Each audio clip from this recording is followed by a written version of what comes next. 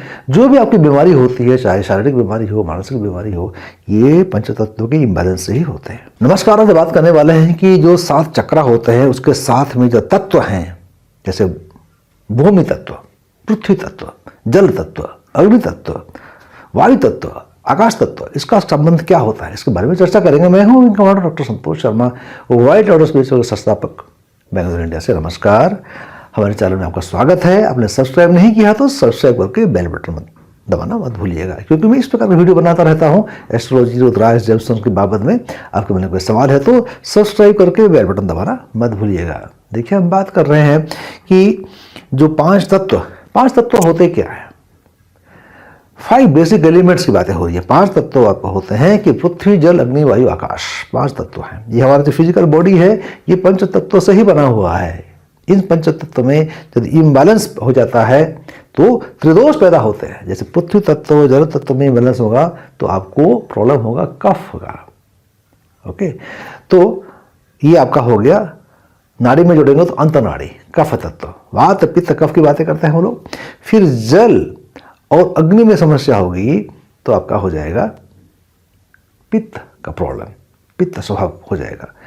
Okay, पित्त बढ़ जाएगा आपका, तो उसको कहते हैं मध्य नाड़ी, एस्ट्रोलॉजी में कहते हैं उसको।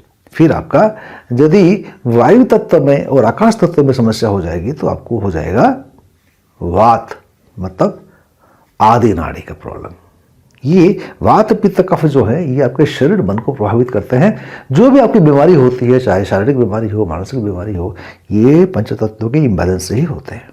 आज हम जो बात करने वाले हैं कि पंच तत्व जो है हमारे चक्रों से किस प्रकार से जुड़े हुए हैं, ये बात हम कर रहे हैं। तो पहली बात तो है कि पृथ्वी तत्व की बात करते हैं, क्योंकि पृथ्वी ही हमारे आधार है। तो पृथ्वी तत्व जो है आपके मूलाधार चक्र है।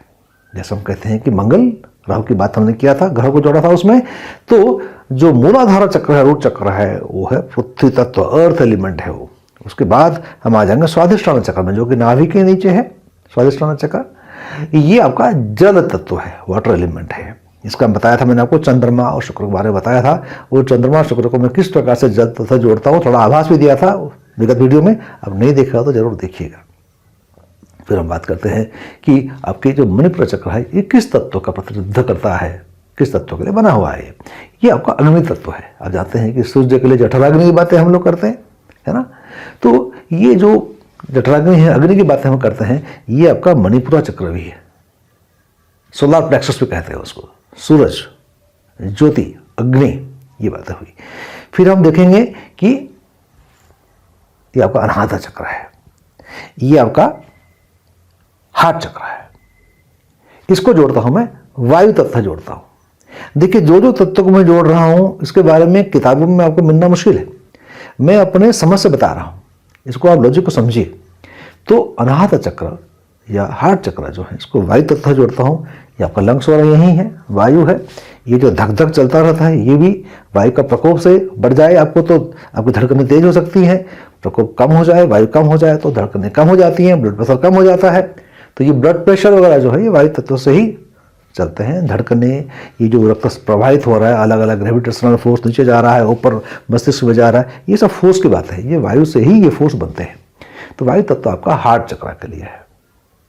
फिर जो आपके इमोशंस होते हैं ये भी हार्ट चक्र में होते हैं, है ना। चक्र किस प्रकार से काम करते हैं, क्या करते हैं, इसके बारे में खूब सारे वीडियो बने हुए हमारे चैनल में, आप जरूर देखिएगा। तो ये आपका होगा वायु तत्व। विशुद्धि चक्र जो है ये वायु तत्व और आकाश तत्व का बीच का तत्व है। ये कम्युनिकेशन के लिए होता है ना। तो थर्ड आई जो है, और ये आपका विशुद्धि चक्र है, और क्राउन चक्र है। क्राउन चक्र मतलब सहस्रार चक्र, थर्ड आई, और ये आपका विशुद्धि चक्र। ये तीनों चक्र मिलकर बनते हैं आकाश तत्व। आकाश मतलब चूंकि सीमा ही कुछ नहीं है। ओके, उस असीमित आकाश में जो ज्ञान के भंडार हैं, जो चीजें हैं, उसको समझने के लिए, जानने के लिए आकाश तत्व ठीक होना बहुत जरूरी है। और आकाश तत्व में ही ये सभी बाकी तत्व हैं। जैसे खालीपन जो है वो आकाश तत्व है, वैक्यूम जो है आकाश तत्व है।